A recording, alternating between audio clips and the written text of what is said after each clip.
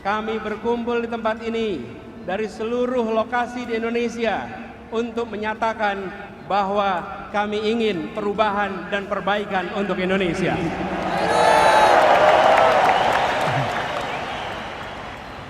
Ini momen yang sungguh istimewa dan kita saksikan tadi satu persatu masuk, mulai dari Papua.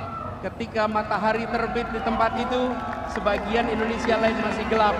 Hari ini dari Papua kita mulai defilenya, dan insya Allah dari Papua juga kita kirim pesan bahwa Indonesia akan meraih keadilan dalam waktu yang tidak lama lagi. Karena biar bagaimanapun juga bukan orang Papua yang presiden juga mu. Itu kamu sendiri di situ jadi kamu atur sudah, mau Anies kah, mau AHY kah. Tapi yang jelas anak Papua itu saya lihat presiden yang bisa bangun Papua. Yang bangun Papua cuma Jokowi. Jokowi sudah. Dan kalaupun Jokowi tidak calon, dia tidak maju lagi. Paling tidak nanti satu suku itu berdasarkan dia petunjuk. Jokowi bilang tong pilih itu yang ada rambut putih-putih. Terus yang ada kerut-kerut, ya sudah.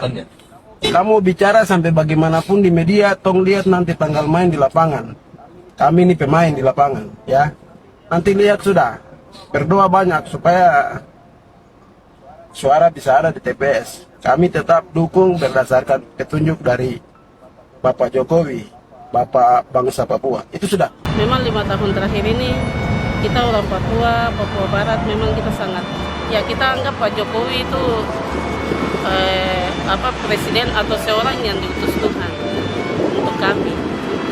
Orang Papua dan Papua Barat, ya, terlebih khusus mungkin kita orang Maibrat yang ikut merasakan dana kampung, ya sangat membantu infrastruktur maupun ekonomi, kesehatan dan sebagainya. Jadi Pak, itu menurut tanggapan masyarakat Papua selama ganti presiden di Republik ini, mereka merasa, kami sendiri merasa tertinggal, merasa diabaikan dalam, sepertinya kami bukan bangsa Timur, khususnya Papua ini menganggap bahwa kami bukan bagian dari Republik ini, sehingga pembangunan sering kami diabaikan.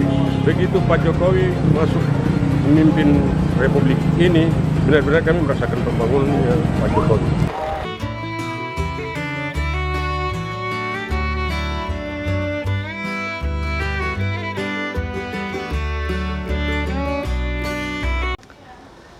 Assalamualaikum warahmatullahi wabarakatuh, Sobat Gerobokan Gokil semuanya. Bagaimana? Masih dalam keadaan sehat ya?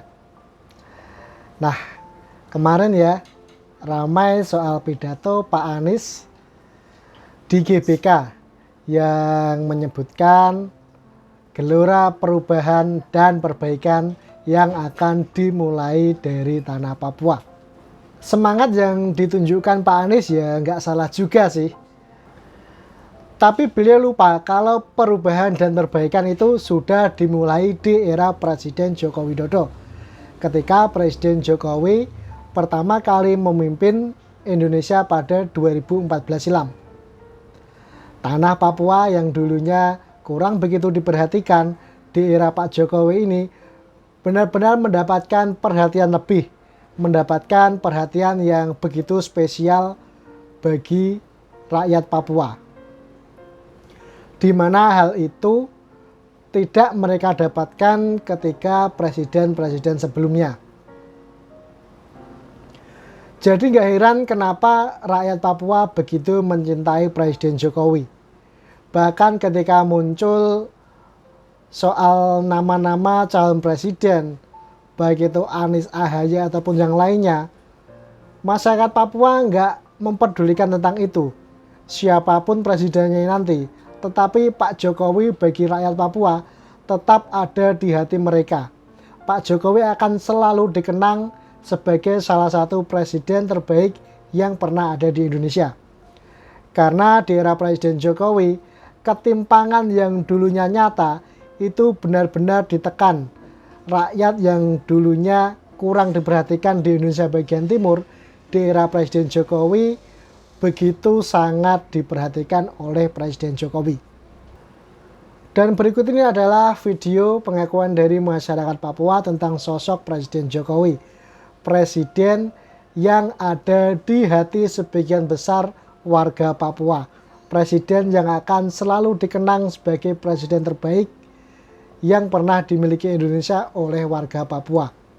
Karena di era Pak Jokowi ini mereka benar-benar merasa diperhatikan oleh negara. Dan berikut adalah videonya. 1,5 bulan setelah saya dilantik, saya langsung terbang ke Papua.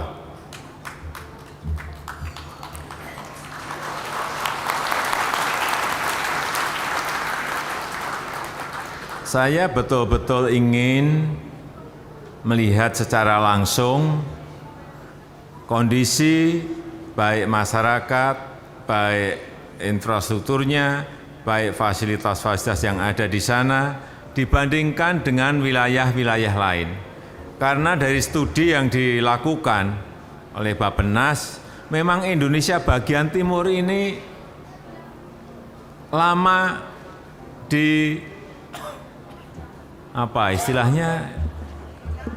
dilupakan, dianaktirikan, ya, atau diabaikan, dianaktirikan kok kejem banget. Ya kira-kira itu. Jadi wilayah bagian timur ini kurang kita perhatikan, baik di pembangunan infrastruktur, pembangunan sumber daya manusia, semuanya. Dan informasi yang saya terima, data yang saya terima, ingin saya lihat lapangannya seperti apa. Dan ternyata betul, tadi salah satunya jalan misalnya dari antar kabupaten saja nggak ada. Inilah kondisi apa adanya yang ingin saya sampaikan kepada Bapak Ibu dan saudara-saudara semuanya berkaitan dengan pertanyaan tadi. Kenapa saya begitu intent ke Papua? Dorongan apa yang menyebabkan itu? Ya jawabannya yaitu semakin saya tahu, semakin saya ingin memberikan perhatian yang berbeda kepada Papua. Tidak ada seorang pemimpin seperti beliau. Saya berbicara bukan karena ada apanya, tetapi karena ada sesuatu yang dia buat untuk kami selama saya ada di tanah ini, di tanah Indonesia ini, NKRI ini. Salah satu bukti nyata itu bagaimana beliau bisa datang untuk melihat kami. Seandainya, kalau menurut saya seandainya kalau tidak ada pengawasan, saya yakin beliau tuh pasti akan turun bergabung dengan masyarakat. Yang ada pengawasan saja, Bapak bisa bergabung, makan bersama, jajan, atau apa saja dia bisa lakukan. Dari saya lihat, bukan saya membandingkan pemimpin yang lama dengan pemimpin baru, tetapi ini kenyataan yang terjadi di lapangan. Memang 5 tahun terakhir ini kita orang Papua Barat memang kita sangat, ya kita anggap Pak Jokowi itu presiden atau seorang yang diutus Tuhan untuk kami orang Papua dan Papua Barat. Ya, terlebih khusus mungkin kita orang Maiprat yang ikut merasakan dana kampung, ya sangat membantu infrastruktur maupun ekonomi, kesehatan dan sebagainya. Orang Jawa yang masih mencintai orang Papua yang boleh tetap hitam, rambut keriting kayak saya begini. Itu hanya dua suku orang Jawa. Orang Jawa yang mencintai orang Papua. Waktu itu Irian Barat, Irian Jaya, yaitu Agung Zainal Gubernur. Hanya menjabat berapa, dia bisa bawa Persipura keluar, bisa membangun Jayapura, bangun Bukit Gubernur, bangun Mandala, sama dengan Jokowi. Jokowi kalau ada wartawan kalau ke Maiprat atau ke kabupaten pedalaman, lihat rumah-rumah orang masyarakat jelata yang tidak berdaya, mereka punya rumah itu kelas elit, setengah menteri. Karena sentimen dari Bapak Presiden satu ini, kami Kota Sorong kemarin menunggu Jokowi, bukan menunggu siapa-siapa, tapi menunggu Presiden Republik Indonesia satu itu, yang bisa melihat, memandang langsung